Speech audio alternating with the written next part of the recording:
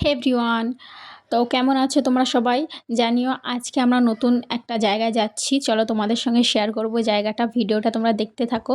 তো আমি আজকে শাড়ি পরে রেডি হয়ে নিয়েছি, অনেক দিন পর শাড়ি পরেছি, একটু টাইম ছিল হাতে।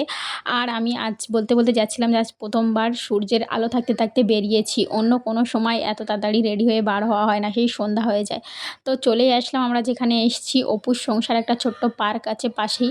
তো সেই পার্কেই আসা হয়েছিল। এখানে বাইক রেখে আমরা ভিতরে যাব, তার আগেই কয়েকটা বাচ্চা ছিল, ওদের সঙ্গে একটু কথাবার্তা বলছিলাম, তো ওরা ছুটে পালাচ্ছিল। এখানে কুকুর নিয়ে প্রবেশ নিষেধ, তার জন্য এখানে আমার সঙ্গে কুকুর নিয়ে মজা প্রবেশ করছে। নিষেধ।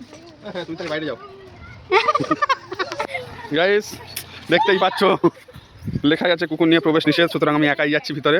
তুমি একটু ওয়েট করো, আমি ঘুরে এক্ষুনি চলে আসবো। অনিয়ম ভঙ্গ করা যাবে না। পার্কটা ছোট্ট কিন্তু সাজানো গোছানো। পার্কটা অনেক সুন্দর ছিল, মানে সবুজে ঘেরা। তার সঙ্গে কিছু এখানে ছবি তোলার জায়গা ছিল। এখানে বিকালবেলা সময় কাটানোর জন্য খুবই সুন্দর জায়গা। মানে একটু হাতে টাইম থাকলে টুকটাক বিকালবেলা এইসব জায়গায় আসার জন্য যারা কাছাকাছি থাকে তারা আসতেই পারে। এটা বিশ্ববাংলা গেট থেকে মানে 5-6 মিনিটের মতো বাইকে আসলে। এখানে দেওয়ালে কি সুন্দর চিত্র ছিল। আমরা উপরের দিকে উঠেছিলাম, উপরে ওঠা যাচ্ছিল। তাই আমরা উপরে গিয়ে দেখলাম যে একটা ঘর ছিল, হোটেল রুমের মতো ঘর ছিল। এখানে কেউ ছিল না সম্ভবত, তার জন্য আমরা গিয়েছিলাম ভিতরে। উপর থেকে পার্কের ভিউটা আরও সুন্দর।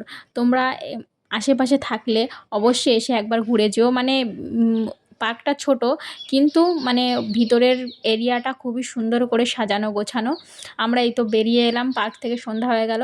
তারপর কিছু খাবার দাবার খেয়ে এখানে আমরা এসেছিলাম ডিক্যাথলনে কিছু কেনাকাটার জন্য। উনি কিছু কিনবে বলে এসেছিল। তো মানে কোথাও কেনাকাটার জন্য গেলে আমার পছন্দ হয়ে যায় জিনিস। তো আমার পছন্দ হয়ে গিয়েছিলো একটা জুতো, কিন্তু নিইনি, কারণ উনি বলছে যে এখন না, পরে।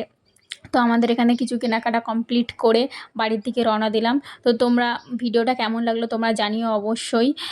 তো ভিডিওটা এই পর্যন্ত, টাটা।